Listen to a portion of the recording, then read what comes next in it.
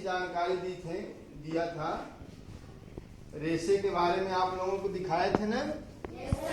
आज जो रेशे का पार्ट दिया गया कि रेशे वस्त्र कैसे बनता है। ऐसा नहीं कि वस्त्र ऐसे पेड़ में फड़ा उसको लाए पहन लिए, या कपड़ा ऐसे नहीं होता। वो जैसे वस्त्र आप देखे होंगे ऊनी भी होते हैं वस्त्र, और देखो ऐसे होते हैं जो बोरे की तरह होते हैं ना, सूती भी होते हैं। तो हर वस्त्र का टाइप अलग अलग होता है। इसमें पहले पतले रेशे से प्राप्त किए जाते हैं। अभी रेशे कहाँ से प्राप्त किए जाते हैं? ये है भेड़ का बाल। ये क्या है? भेड़ का बाल है। इसमें देखो तमाम छोटे छोटे रेशे हैं, देख रहे हैं ना, रेशे हैं। इसी को क्या बोलते हैं? तंतु कहो या रेशे कहो।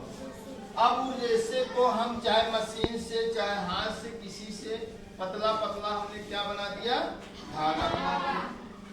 धागा बना दिया तो इसके धागे को हम क्या कहते हैं? ऊन कहते हैं ना।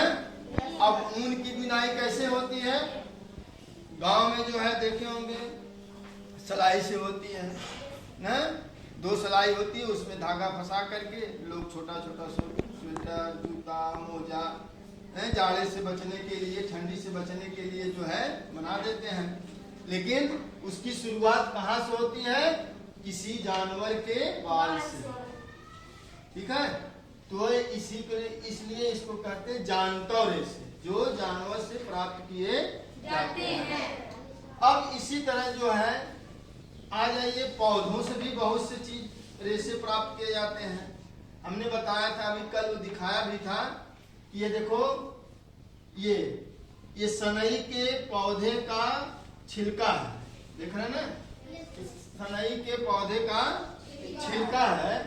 ये होता है सनई का पेड़ होता है, जिसको पटसन भी बोलते हैं। और उस पेड़ की तने को क्या करते हैं? काट के किसी ऐसे स्थान पे जहां पानी इकट्ठा हो, उसमें 1 महीने 2 महीने उसके अंदर रख देते हैं। तो उसका छिलका क्या हो जाता है? फूल जाता है। और फूलने के बाद क्या होता है? निकाल लेते हैं तो ये रेशा निकल जाता है। देख रहे हैं ना, यहाँ ओरिजिनल रेशा लगाया गया है। अब इस रेशे को हमने क्या किया है? ये तो हाथ से धागा बनाया है। ठीक, हाथ से भी धागा बनाते हैं, मशीन से अच्छे अच्छे सुंदर तरीके से धागे बनाए जाते हैं। फिर उन धागों से क्या करते हैं? इस तरह के कपड़े बनाए जाते हैं, जिसको कहा जाता है जूट का कपड़ा। इसका कहा जाता है पटसन का या कॉटन का, ये कपड़ा कहा जाता है। अब इन कपड़े से आप डिजाइनदार क्या कर सकते हैं? अच्छे अच्छे हम क्या कर सकते हैं? वस्त्र बना सकते हैं। अब एक है, दूसरा है, ये भी पौधे से प्राप्त होता है, जिसको कहते हैं कपास ना। ये उसके फूल उसके पौधे से प्राप्त होता है। ये जिसको कहते हैं रुई। और रुई से मशीनों से अच्छी तरह के क्या करते हैं? उससे भी धागे होते हैं, जैसे हमें पतला धागा बनाया हुआ है ये धोबी से।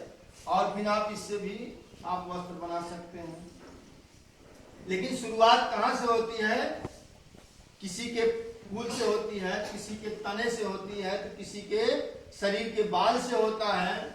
अब देखो, ये फल है, ये क्या है? पूजा में इसका बड़ा प्रयोग होता है, जिसका क्या नाम है? नारियल।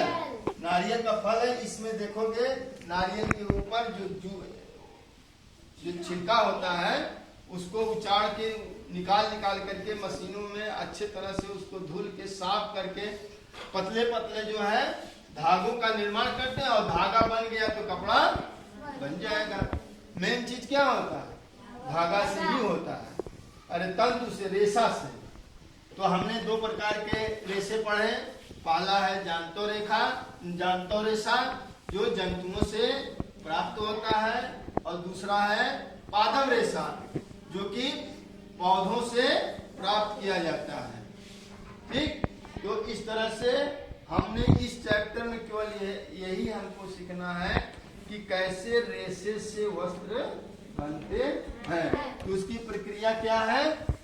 पहले तंतु बनता है या रेशा बनता है, फिर धागा बनता है, फिर उसके बाद कपड़ा बनता है, फिर कपड़े से तमाम फैंसी और डिजाइनिंग वस्त्र बनाए जाते हैं। ठीक।